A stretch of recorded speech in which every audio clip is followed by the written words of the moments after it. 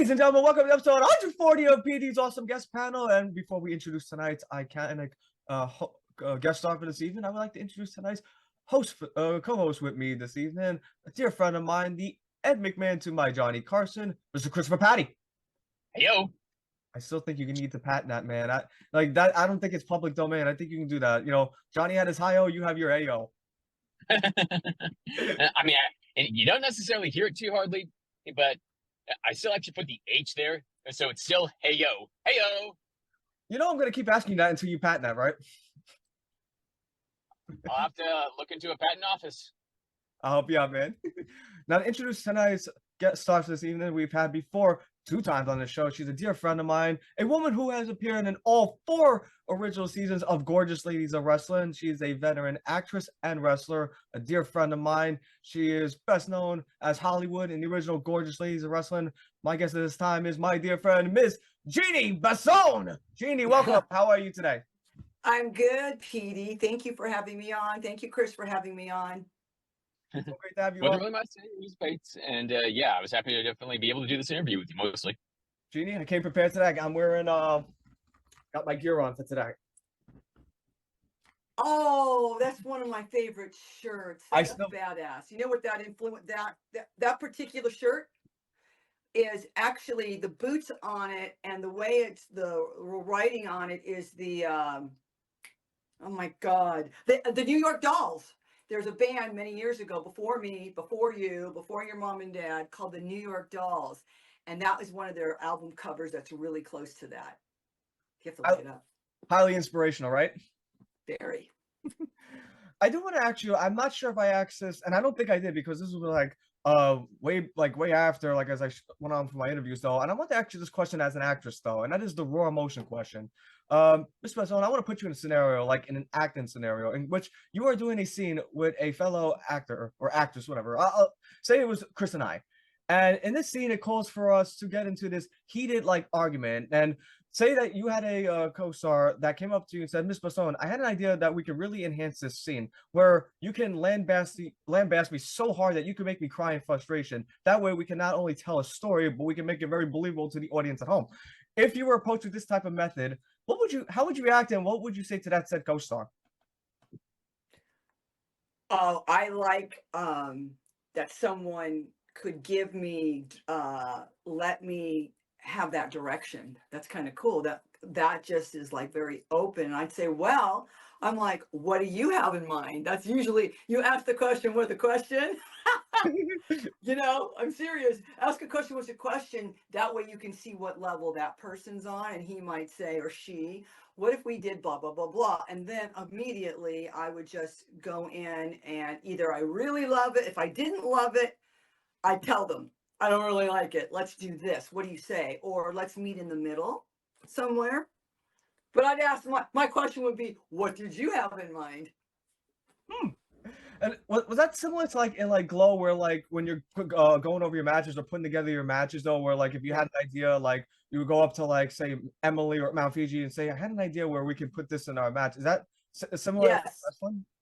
It's very similar to wrestling. Absolutely. Because, you know, wrestling is entertainment, you know, it's wrestling, sports entertainment. I still call it that, because you are entertaining your audience, regardless if you're a heel, regardless if you're a good girl. And so Vine and I would always, you know, they didn't tell us, they didn't make up a story. You guys, we had to figure it out. Like I said to Vine, I go, how the heck are we going to get Mountain Fiji off her feet? She's 350 pounds. You know, here we are 110 each. How are we going to do this? I go, I know. Let's get some matches and light her feet on fire. I mean, we were trying to think of everything that we could possibly do. And we did.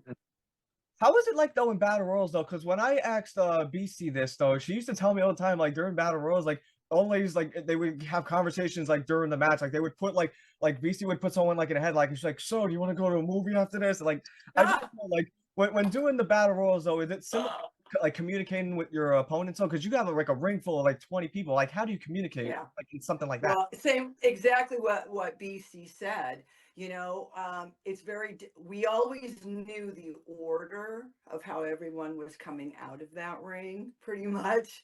So you had to be aware of who's going out all the time. So here we are sitting there. You could be talking like, what are you going, let's get something to eat. What are you guys going to eat afterwards? I got to hurry. My plane's going to be leaving soon. We got to get out of here.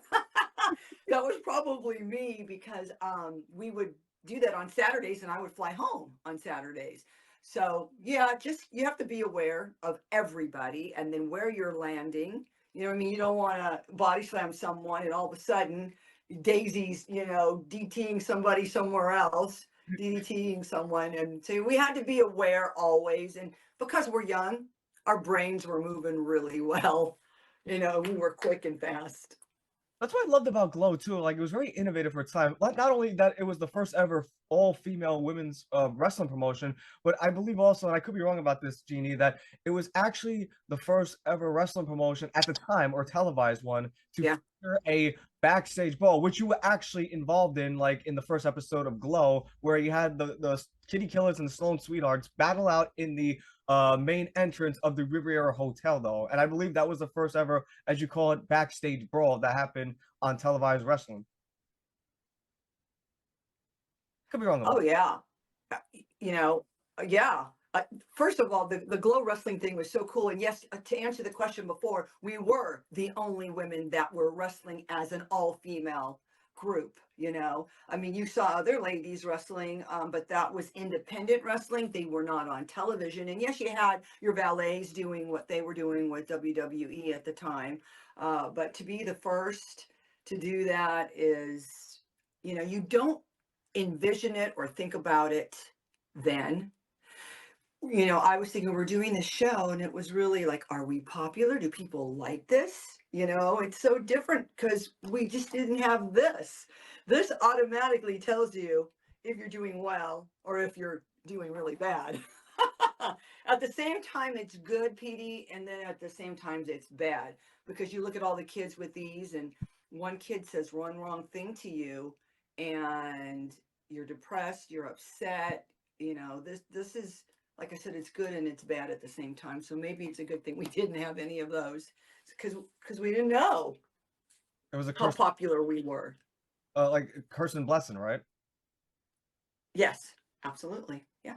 And Chris, before we get to your question, though, I just want to say, Jeannie, like, too, I was always curious to know this as well. Like, whenever, like, because of course it was Hollywood and Vine, but then whenever it wasn't Hollywood and Vine, it would be Janet Bowers doing Princess of Darkness. So when were you informed that, okay, tonight's card, it's going to be Hollywood and Vine. Tonight's card, it's just going to be Hollywood solo. Like, yeah. Curious to know, like how did that happen? Like, when would you know, like, before the show? We would know the week, like, say, would get into town on Wednesday in this third and fourth season. So I wouldn't find out like Tuesday or Wednesday when I got to town. And then they would say, we'd all sit down or we'd have a big giant meeting. I'm sure Roxy told you the same thing. There was a big meeting in the ring or near the ring. And then our producer's director would tell us exactly who we were going to wrestle. Now, it wasn't just one match either. Most of the girls will tell you they weren't in just one match. I mean, I might have been in 4 matches for the whole night. So it was really something that you had to concentrate on so you didn't screw up. I might be in a tag team with Vine, and then I could be in another singles team, against the Farmer's Daughter, and that was always happening. And then there was going to be 2 tag teams together, and then the Battle Royal. So I would have to, and I still have the notebook, Petey, of my matches that I wrote down. And it's so cool after 36 years to open that and go through everything that was written down. I'm glad I kept it. It had like every choreographed move for that particular match? Yes. I would love. They wouldn't let us. Okay, so they didn't let us do a freestyle. We couldn't just, know what the beginning is, freestyle here, what your middle is, freestyle in between, and then, throwing the end. We had to write every single thing down. I don't know why they wanted us to do that, but you know, you're young again and your brain is really fresh. So it's pretty, you know, but then you could forget. You'd be in there going, oh my God, what match is this again? Oh yeah, this isn't this is that. Yeah. It was not easy. I'm telling you, it was not. You had to concentrate. Did they at least let you freestyle the introductory rap? No, no freestyle. Hey, I'm not a rapper, so there is no way that I could do any freestyle. I wasn't God, just seeing some of his videos in the day are pretty cool. Watching him, you know, you got the sun in your eyes. I love it. Sunset. I'm managing. Chris, I gotta ask, man. What's your first question for Miss Basone?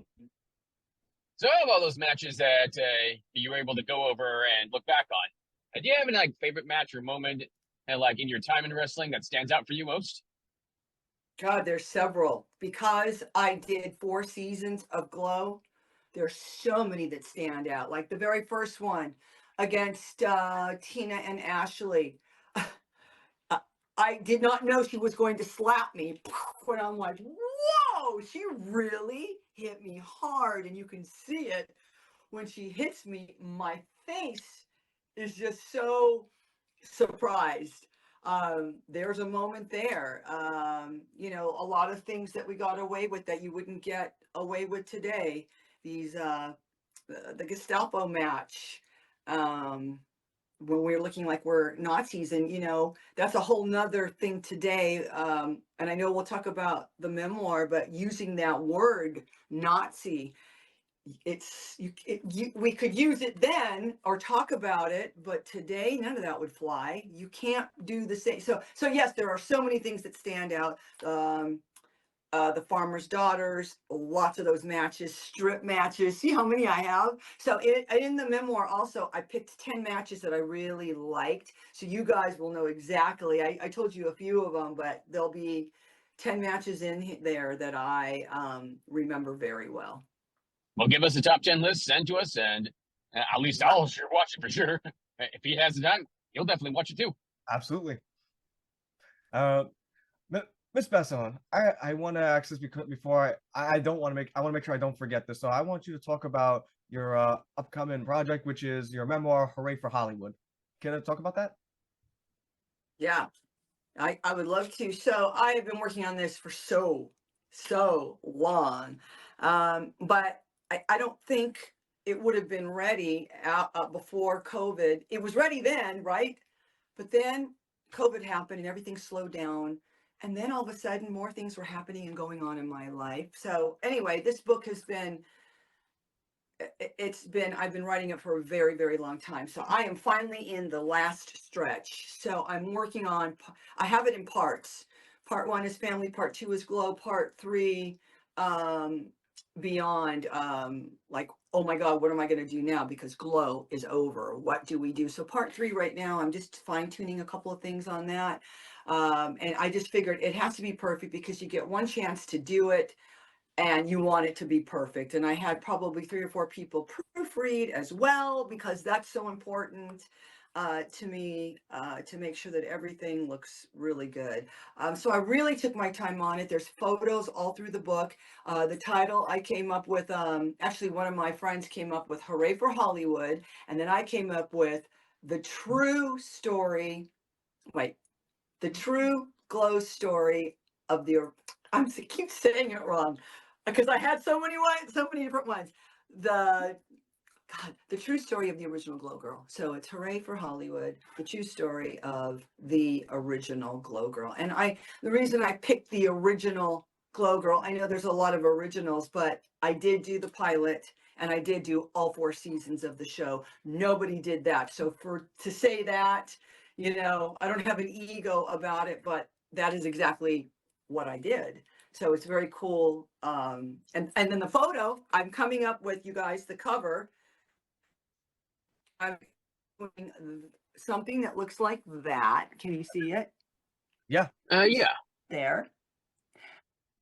Okay, that, and then I have a colored. So I was thinking of making half black and white and then half color. Then the back will be the iconic photo of Hollywood that Noelle Rose had taken during the course of her 34 seasons that she was there. And you know, it's a cool book. It's classy. It is not trashy. So that's a cool thing about it. Everybody can read it. Um, uh, I'm super excited, and I hope that my fans, I think you guys are all going to be super excited to read it as well. And like I said, photos go, part one, all family stuff when I was a kid. Then we've got all the G.L.O.W stuff, and then afterwards, you know, all the my soap company and my travels, and oh, I hope you all love it as much as I enjoyed writing it. I'm so excited to read the book, Miss Basone. Like I'm comparing it to like the excitement I had when I read the late great D. Boer's autobiography, because like Yes, right. and I'm gonna love yours because like you both. Yeah, because reading hers is like, you have no idea. Oh, you did that. You guys did that. Wow. It's just like, I love history and I love bios, memoirs. I love to learn about other people, how people lived. So hers was right up the alley as well. And, and you both were really you had great chemistry together though. Like I even said like if you guys were if like you D and Janet like were in Fine.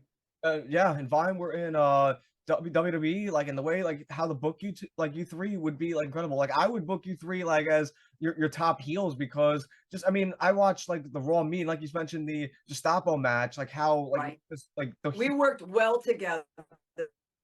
And so, you know, her passing really, I was pretty bummed out about that because we were so close in seasons 1 and 2 to hear her pass away, and the way, you know, it's upsetting for sure. And then not having Vine around, you know what I mean? Because she's been gone. She left right in the beginning of season 3 and didn't tell anybody where she went or where she was going. And I have not seen her ever since.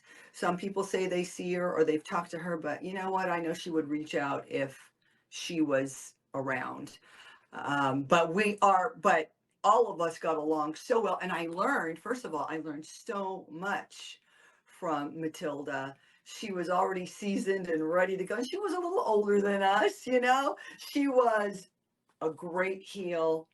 And being a young kid, you know, both of us just barely 21, 22 years old, we learned quickly from her. We learned from the best. Oh man, but you three were just awesome though. I mean, I just remember Thank watching you. those matches and how like it's like all three members. I think we lost Chris. Well, he'll get back on. That's Uh, fine.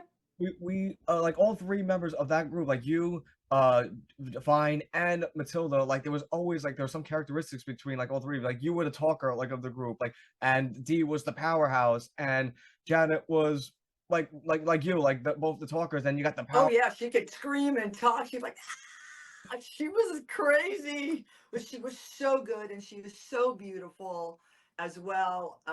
Just I think all of us complimented each other very well.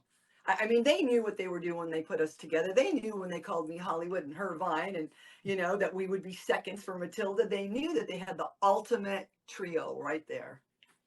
Oh man, I wish I was around during Glow because I know. if I I was wish you were. Teeny, if I was, I would even propose to have a heel male character on the show that wasn't Nature Boy, like Jungle Oh Boy. yeah, Like was it Nature Boy or Jungle Boy? yeah. Another like badass Jungle Boy. Jungle But Boy. I think they said nature too. That's interesting. I I'll gotta ask. ask. I'm going to find out now. I gotta I actually. thought we always called him Jungle Boy, but it could be nature too. But yeah, I mean, like, could you imagine like David McLean, who was the baby face who represents pretty much the baby face group of the wrestlers, and then you got like this heel male like that actually Totally. personifies like that. Like, and that's the case. You and I, let's team up, Hollywood and Coney Island. Oh yeah, that would. Oh, I love that. High Hollywood. High five. five on that one. That's a good one. Hollywood. Oh, You know what came close is Jeeves. Jeeves came close because we stole him from Tiffany. So their butler was Jeeves, right? And we stole him and we called him Blaze. And we had him all in leather jacket. And he rode us in on his motorcycle. It was so cool. And then of course he goes back to Tiffany and to Roxy. That was their butler. That was a great match. That was one of my favorites. Like, Yeah. top three favorite matches you were in, Jeannie, will always be one. Will actually be my first one, which was Hollywood and Vine versus Little Fiji, Mount Fiji, which I believe was the second episode of Glow. Yeah. And then of course, It may have been. the Gestapo match you mentioned was one of them. Oh man. Oof. And the one match you weren't in it, but I can imagine what emotions you were going through in this match, and that was the Matilda Hun versus Mount Fiji match, where all the women like were lined up at the end of the ring, and that's when when Emily gave the punch to Matilda in the stomach, and like all the women tumbled down like dominoes, like that. I was like, this was great storytelling. Yeah, I mean that's what's cool about Glow is we always kept the story going.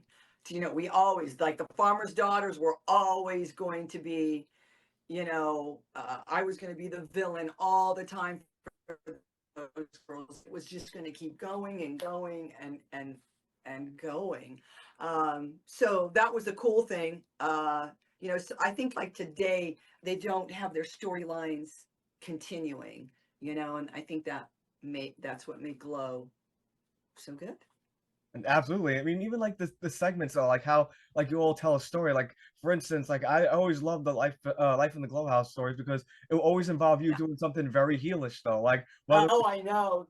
it was Watching those, those were towards the end of the season, and those are so, I don't know how to call it, raw, I guess. Just me. And then those were done in California. They weren't done in Las Vegas. We were in Oxnard at the Glow House, and Glow Girls actually did live there. I didn't live there, but some of them who didn't live in California lived at that Glow House. cool stuff. They were fun. Yeah. I'll I never. haven't been following WOW at all, but has anything like from Glow at all carried over from there? Yeah, check out. How about the our everybody in the ring? The I can't even talk. See, I need to eat. I'm so sorry. The matches at the end with 30 girls in the ring. We were doing that. A battle royal. I'm so sorry. Battle royal that carried on over to there because do you remember? What was it? 3 years ago, they had all those female wrestlers. We done that years ago. So it's a case of been there, done that, but just a little a change up that they decided to take inspiration from. I think so. Didn't they have a girl? I don't watch a lot of it myself. Wasn't there a girl? I don't know her name. Did they call her a Glow Girl? Somebody that Petey, you might know it.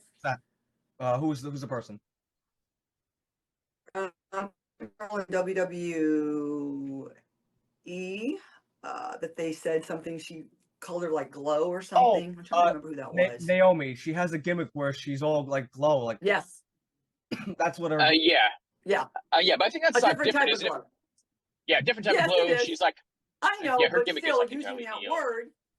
Yeah, but using that word could confuse those who don't watch it on a weekly basis. Yeah.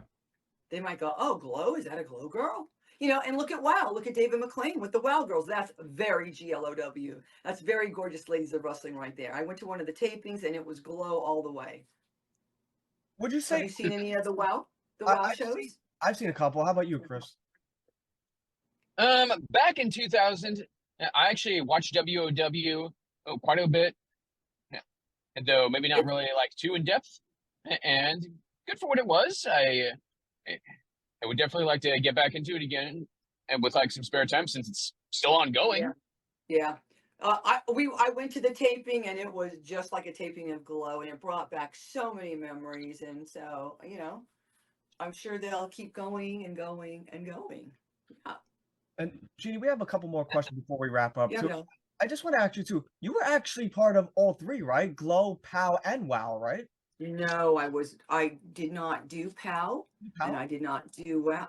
It wasn't me. So I'll tell you what happened. So when season 1 and 2 took a little break for the hiatus, David McLean started POW. He had other girls. Some girls went there. I didn't. I went to Japan. I was doing modeling in Japan, so I was gone. That whole time I'm like, you know what, I need a break. I didn't even think that I was going to go back. And I do write that in the memoir, like, nah, I'm not going back. All the girls are gone. All the girls that I made friends with. So I did go back, and there'll be a reason why and how I went back and what I was offered to go back, and I did, and then I got to meet all the season 3 and 4 girls, and they weren't season 1 and 2, but they were season 3 and 4. So I had all new girls to work with and start kind of over with. But they all did a great job. Everybody who was on the show did a fantastic job. They were beautiful. They're on TV. There's nothing to complain about right there. So they were a bunch of good group of women for sure. And Jeanne, I want to say this too because I brought this on another show too, and Chris is gonna probably laugh his ass off when I say this too. Like, you mentioned before, like segments. Yes, you're gonna have fun with this. You mentioned before too, like, Life in the Glow House, like you had these awesome segments, like where like whenever you do something, like for instance, where you trick well, I think it was tricking Daisy into her date with Donald Trump, whether it was tricking Helena Daisy into thinking she was Mount Fiji. I'm thinking like there should have been this angle where like you could have done something with Johnny C, where you guys go to a Barry Manilow concert, right? And everyone there is like it's an all female like there, and he's the only guy there, and he goes, "Okay, thank you. I need help from a member of the audience," and he goes, I need someone with a name," and then you say your name. You go, "Hollywood," and he goes, "No, it has to be 2 syllables." And he goes, "Johnny." He's like, "Wow, that's exotic. Come on up here." And then he starts singing the song and goes, "Oh, Johnny, when you came and you gave without taking." And then Johnny goes, "I would never take from you, Barry." Like, I could just picture something like that, Glow related, and like him or like totally, exactly. And that's what it was. It was campy and fun to make everybody laugh. That's the kind of comedy we had. And because you're such a badass, and just because I think this would be so funny though, like I could see you if you were in the front row, like Johnny going up, like like how like in the audience, like if a male singer like Ricky Martin or something, they go up to the audience, the female audience, and they try to hold the hand or like something with the microphone. Yeah, I could see him trying to go, trying to reach for his, and then you smacking it away like that, like this. Yeah, exactly. Or I'd be like this, and I'm like, no. It's like, of course. Or you like, yes, exactly. Or him going up, and then you be like, go, go, go! I hate you so much right now, like you in character, like as Hollywood. Exactly. I probably kick him between the legs too, because you know that I was very bad. Rightfully deserved. Those were heel moves. Well, I'm on your side, Jeannie. I've always been a heel sympathizer, so I'm with you. I know you are. I know you love all the girls, but I know you love the heels as well. Thank you. But you know what? I love all the Glow girls, and especially like. Yes, you do. There's like when I think of history and like how like two people's, I mean, everyone has their mark in history, like as far as Glow goes. Like, but when I think of you, Jeannie, I think of like the woman that served all 4 seasons of Glow, and that's why I want to give you your flowers. Like you're the only, and I could be wrong on this one, but I think it was you and I think Lori Ninoshka that only served seasons 1 to 4. Okay, so 1 to 4 was Mountain Fiji. 1 to 4 was Ninochka, as you are right, and myself. How can I? Those are the 3 that did all the seasons, but I have them beat on the pilot. They didn't do the pilot. No, and that's the hardest thing to do.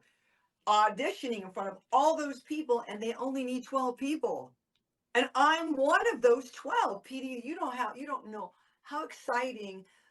And like I was so lucky back then. I don't know what it was, or just being ahead of the curve, or just doing what you're supposed to do. I just happened to be in the right place at the right time, and it was all through that time. I mean, what a great time to grow up. It was 80s for us. Great, it wasn't a great time for this.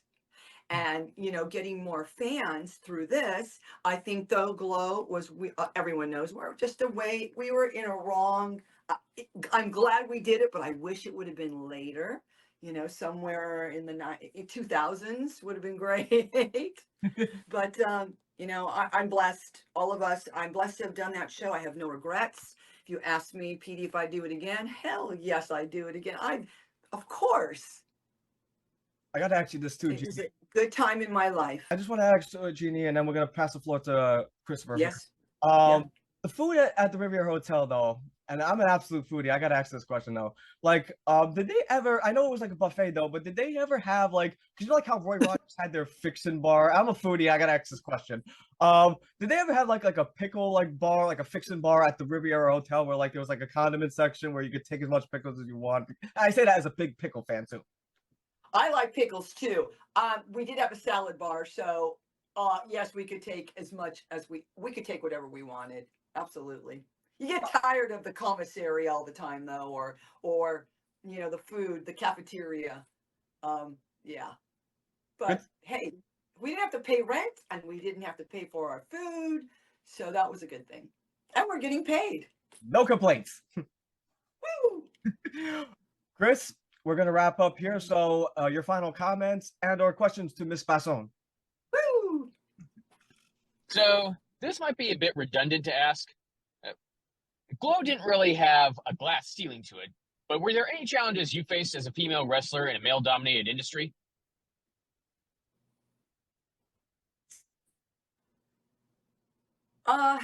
Yes, but we didn't have to wrestle the men. So to me, I never even worried about the males. Does that make sense? Sort of. I didn't really think about that during that time because there were no males on the show to wrestle other than the two that were dressed as the one of the matches we did. They were Lori's friends, the two male dancers that were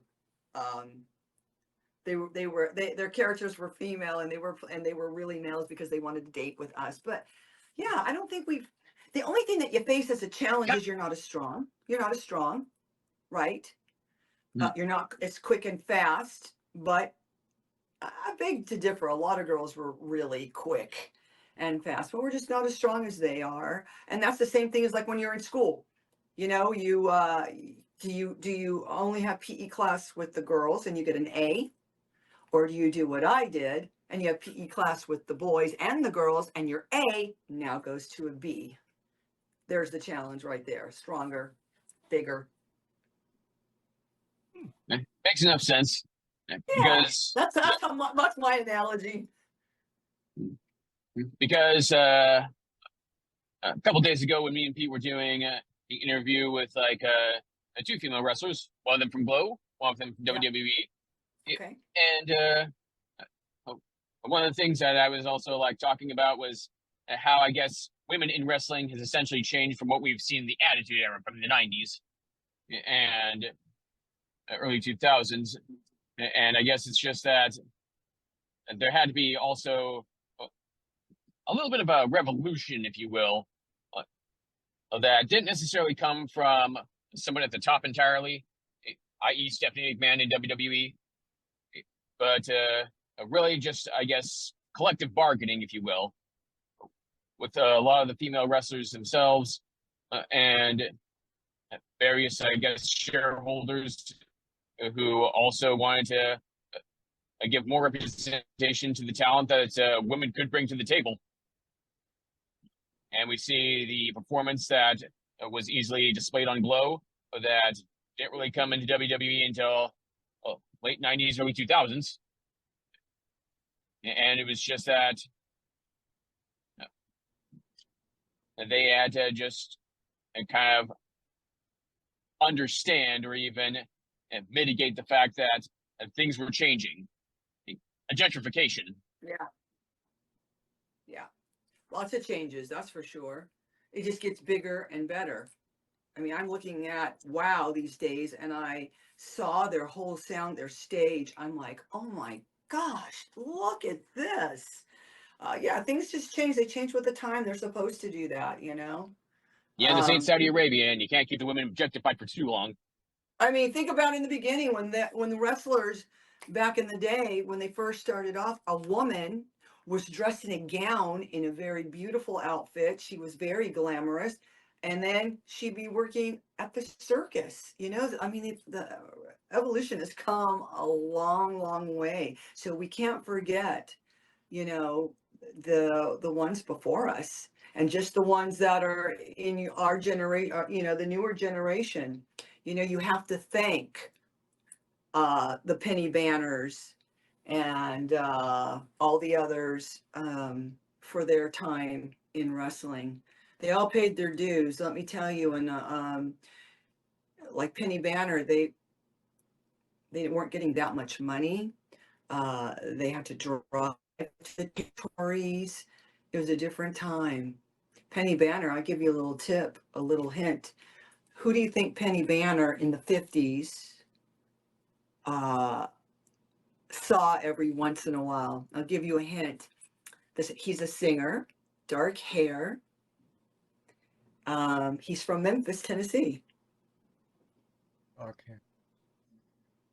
Do you know? I It's a wrestler in the 50s. I gave you a hint. He's a singer. A singer in the 50s, dark hair. Played guitar and sang. And what's the song? Teddy Bear. You ain't nothing but a hound dog. I want to say. That was a song by Elvis. Yeah, I was gonna say. Yay! I really wanted to. Awesome. I don't know if this was a trick question. No, it wasn't. It's a true story. I'm just saying, even Elvis was into wrestling. Of course, he's not going to go into the ring and make a spectacle of himself. Penny would come out and visit. You know, she'd go to his car and hang out at his. I love it. It's just cool. That is cool. Even Elvis loved wrestling. Come to think of it, I wonder what he would have thought of the Honky Tonk Man, WWE. Yeah. Oh, WWE. Yeah. How would you react to Right. that? Honky Tonk Man. Yeah. Nice man. We've met him several times, a lot of us ladies at the conventions. Oh, wow, nice. Yeah. What were we saying, Chris? I was just saying, and yeah, it's pretty awesome that you got to meet the Honky Tonk Man. Yeah. The conventions are great, you guys. See, again, I'm honored and blessed to have done so many conventions. You know, promoters will call and ask if you're available. That's awesome. And Petey, you know what? I wanted to tell you, I started doing some other conventions because I did a video game back in the 90s. And the video game, you've heard the expression, it's so bad, it's good. That's kind of the video that I did. And they redid the beginning just slightly. And then I did commentary through it. And then I've been doing a lot of the conventions, PAX West, PAX East in Boston, San Diego Comic-Con. Boy, those conventions on the gamers, woo, that's just a whole nother avenue right there. So I am blessed, and I thank all the promoters for hiring me to do these gaming conventions as well as the wrestling ones. The convention ones Pretty cool life. They're excellent. I remember too. I met you at one of the conventions too. 80s WrestleCon. Yep, 80s WrestleCon. I met you there, and I met so many people there. Like I met Enzo Amore there. That was really cool. That was in Jersey, right? Yeah, that was Brick Jersey. Yeah, I remember. If you come back to the New York or anytime, I'm definitely. Oh yeah, I'm gonna come in on the 19th, but I have to leave for Boston the next day. So yeah, I try to get to New York a couple of times, 2 to 3 times a year. So November 19th, New York is coming up, and then Boston is the 20th. California. So, oh yeah, California is after that. Then we have Thanksgiving, and then I'll be in Cleveland in December 3rd, and then after that is Philly. Then we have Christmas, and then it will start all over again. Awesome. And I gotta ask. Actually, before I ask, I want to make sure, Chris, do you have any other final comments or questions for Miss Basone before I get my final word in?